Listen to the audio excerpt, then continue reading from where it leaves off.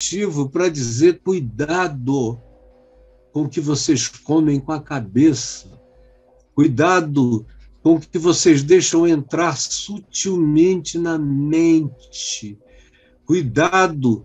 E aí ele explica que ele está falando da doutrina, do ensino, de dois grupos, dentre os vários grupos que estavam ali presentes nos dias de Jesus. Ele se refere a esses dois, que para ele são disparados os dois grupos com as duas doutrinas piores, que chegavam todos os dias: a dos fariseus e a dos saduceus, que é um grupo que não morreu, continua vivo, continua presente nas nossas assembleias de bronze, de faz de conta. Eles são impecáveis, como as estátuas de bronze, não cometem um ato errado, mas não têm vida nenhuma. Eles ouvem a palavra saindo da caixinha de som, mas não ouvem, não veem, não sentem, não entendem. Tem uma reverência brutal. Nunca ninguém viu o descruzar das pernas deles. Eles estão com as pernas cruzadas lá, naquele cenário, naquele presépio de pregação reformada, de dia e de noite. Então, são ilibados, são seres incorruptíveis, são pessoas em relação a cujo comportamento não há reparos a fazer, mas não há vida nenhuma a se encontrar. E Jesus toda hora está preocupado com essas coisas. Cuidado para vocês não virarem a mulher de Ló, não virarem entes de sal. Cuidado para vocês não virarem também pedras e montanhas e monturos de sal que perderam o gosto, porque não foram utilizados dando sabor à vida. Cuidado para que a luz de vocês não sejam trevas. Ele o tempo todo está lidando com essas coisas que podem continuar parecendo que são sem que o sejam. E que é a grande tentação maligna de todos nós. E que tem uma capacidade de longevidade, de continuidade. Essas doutrinas do inchaço, do superlativismo, do aumentativo, do exagero, do fermento, do que incha, mas não cresce e não traz vida, como aqui. Cuidado, cuidado, porque o grande problema não é ficar desempregado, o grande problema não é não ter pão, o grande problema é comer com a mente aquilo que corrompe o olhar, a interpretação, que muda o pensamento, que altera a decisão, a conclusão, o discernimento e nos coloca num estado absolutamente alterado sem que a gente perceba que nós não somos mais quem um dia a gente foi. Que lentamente nós fomos mudando a consciência, a opinião, os pensamentos, que as ideologias religiosas, filosóficas ou políticas foram nos alterando, ou que as ideologias do mercado, do culto ao capital, ao dinheiro, à posse, às propriedades, ao aumento, à quantidade sem fim do que se possa adquirir. Esses são os fermentos do superlativismo, dos aumentativos. Cuidado com essas doutrinas do mais, porque espiritualmente esse mais é menos, menos, menos. E no Evangelho, o menos, menos, menos é mais, mais. Cuidado para não esquecerem que Jesus inverteu a ordem das coisas, que o Evangelho é uma inversão de significados, que o que é elevado aos homens é abominação diante de Deus, e o que é abominação aos homens é glória diante de Deus. E quase todo mundo na nossa geração esqueceu isso. Eu me sinto como um idiota repetindo isso no meio de uma geração para quem ser bem-sucedido é possuir muito, é poder muito, é ser muito conhecido, é ter muita aprovação digital, é monetização. É isso aí é que é sucesso, isso é que é vitória. Ou é harmonização facial, aquela chupadinha de bochecha, é tão linda, tão gostosa. Os caras agora que não tem mais pé de galinha com 80 anos, aqueles bichos assim, sem marca na testa nenhuma, macerados. Meu Deus, são formas relativas de botar tudo no formol, de botar tudo no fermento, de parecer que é sem ser. Eu não estou sendo contra a possibilidade da gente se embelezar, especialmente as mulheres, as pessoas que estejam precisando de alguma intervenção, quando é o caso também de retificação fisionômica ou coisas do gênero. Mas aqui comigo, a minha ênfase é toda no que está acontecendo no coração, na padaria do fermento dos saduceus e dos fariseus. Então, Jesus prossegue e diz o seguinte a eles: vocês não lembram de nada? Como não compreendeis que não estou falando a respeito de pães? Vocês não têm nenhuma sutileza para perceber uma mensagem que esteja pulsando ilustradamente numa imagem, numa metáfora. Quem são vocês, esses seres superficiais, ocos? Cuidado para vocês não ficarem ocos, vazios, sem capacidade nenhuma de entender, de discernir.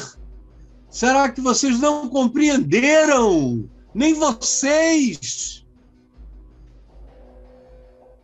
Nem vocês. E aí, então, Jesus lhes disse: eu não lhes falei de pães, e sim, acautelai-vos, tomem cuidado com o fermento dos fariseus e dos saduceus. Então entenderam que não lhes dissera lhes dissera que não se acautelassem do fermento dos pães, mas sim da doutrina, do ensino dos fariseus e dos saduceus, que continuam a ser os dois grupos prevalentes no nosso meio. Tenha convicção disso. Saduceus e fariseus. E o que eles significam entre nós? Os saduceus eram os sacerdotes. Eram aqueles que viviam do templo. A maioria deles fazia parte da tribo de Levi e, portanto, do grupo de sacerdotes de Israel. Eles comiam do dízimo e das ofertas. Eles eram os profissionais do rito, do culto, das reuniões, das oferendas, dos sacrifícios. Eram eles os especialistas no culto a Deus. Qualquer outro que fizesse um culto e que não tivesse a capacitação litúrgica, ritualística, dos saduceus era como se algo não tivesse acontecido. É como hoje em dia, uma igreja que não tem um pastor formalmente ordenado, consagrado e assalariado, formado, supostamente tem mais conhecimento, mais saber, mais entendimento do que todos os demais, é um profissional de Deus, pago pelos dízimos de Deus nas mãos dos homens. E é isso que acontece. Aqui estão os nossos saduceus. Eles são os que cuidam dos nossos templos, eles cuidam das nossas denominações, das nossas placas, eles cuidam daqueles que representam o profissionalismo do culto, o pastor ordenado, o bispo ordenado, a figura eclesiástica hierarquicamente superior. Isso tudo tem a ver, hoje em dia, com os saduceus. Eles continuam existindo entre nós. Não mais no Templo de Jerusalém, não mais oferecendo bois, vacas, touros, bezerros, carneiros ou ovelhinhas ou pombinhas. Não, eles oferecem sacrifícios de dinheiro. Você dá o dízimo como sacrifício. Eles recolhem e contam e dizem para Deus: olha a tua prosperidade, mas vai todo para o gasofilácio, para a conta bancária, e em alguns casos para a gestão de uma só pessoa. Em outros casos de 2 ou 3, mas tem uma que manda em Deus, no dinheiro de Deus, no dízimo de Deus, é o saduceu. E tem um aspecto: os saduceus, conquanto vivessem do culto, do dízimo, da oferta, dos sacrifícios, da multidão, eles, no entanto, faziam oferendas a Deus e traziam esses cultos, mas eles eram as pessoas mais descrentes de Israel. Eles não criam em transcendência nenhuma. Eles achavam que aquela missa, que aquele culto, que aquele sacrifício, que aquela oferenda realizava a presença de Deus, independentemente de a gente estar ali com o coração sincero ou não. Sinceridade era um detalhe dos pobres. Sinceridade era para os fracos. Sinceridade era para os falidos. Sinceridade era para os publicanos, para as meretrizes. Sinceridade era para os ferrados. Esse é que tinha que chegar sinceros. Agora, eles estavam lá acima da média, acima do bem e do mal. Não lhes faltava nada. Eles tinham tudo, do bom e do melhor. A vida para eles existia numa qualificação superior à de praticamente todo mundo. E eles todos acabavam fazendo parte das grandes aristocracias de Jerusalém. Esses eram os saduceus, essas figuras que ganhavam moções. Nos nossos dias, eles receberiam grandes medalhas, grandes prendas, grandes homenagens. São as figuras preferidas das maçonarias, sempre foram. Essas pessoas que carregam todos esses aparatos são figuras liturgicamente carnavalescas.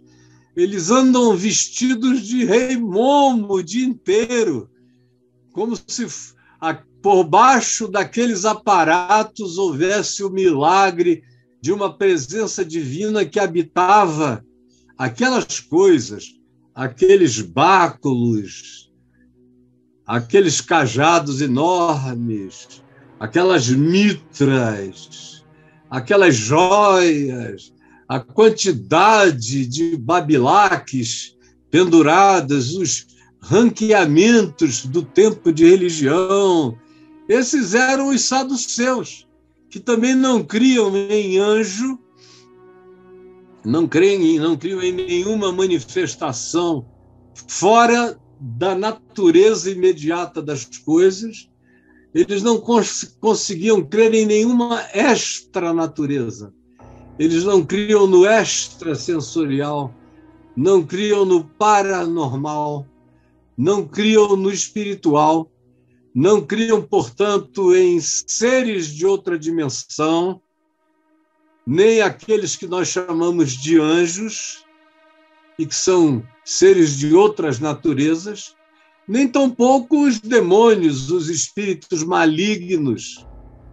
Eles não criam, achavam que era só alguma atitude do extremo nervosismo daquelas pessoas fracas mentalmente, mas não passava disso, e eles só cuidavam de recolher o recurso e avaliavam a bênção de Deus ao ofício deles pela quantidade de dinheiro que entrava no gasofilácio, nas ofertas dos sacrifícios, nos dízimos.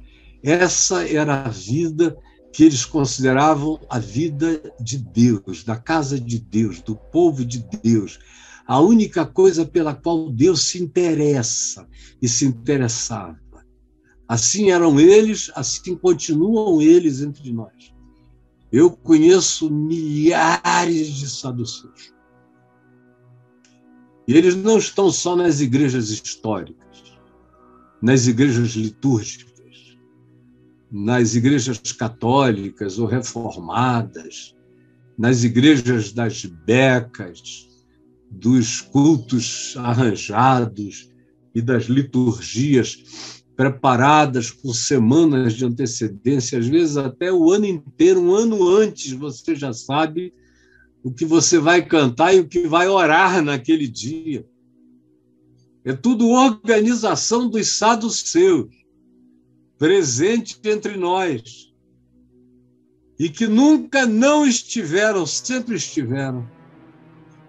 Eles estiveram presentes nos dias de Jesus, depois que Jesus ressuscitou, eles foram entrando devagar na comunidade dos discípulos, a ponto de que Atos 6,6 diz que, depois de um tempo, inúmeros sacerdotes, ou seja, saduceus, na sua maioria, estavam obedecendo à fé. E lá na frente, quando Paulo vai a Jerusalém, depois de muitos anos, é Tiago quem diz a ele: olha aqui, irmão, a quantidade de sacerdotes que estão conosco, que nos validam, que nos dão segurança religiosa para nós não sermos atormentados. Era uma comunidade, a de Jerusalém, que já tinha sucumbido ao fermento dos saduceus. Olha como é fácil. Está lá o irmão de Jesus, Tiago, sem perceber a sutileza do engano. Pedro também não. Barnabé também não. Aquela moçada ali toda foi engolida. E eles continuaram. Depois do quarto século, então, com a chegada de Constantino, a igreja se tornou uma igreja de saduceus, fazendo a operação como até ao dia de hoje. Muitas delas são lideradas por esses indivíduos que não têm fé em nada, não creem em coisa alguma. Se um demônio se manifesta, eles dizem que é epilepsia ou é histeria, ou saem correndo, com medo do doido, mas não tem nenhuma autoridade, nenhum discernimento. Se uma pessoa está doente, elas não têm coragem de impor as mãos sobre elas.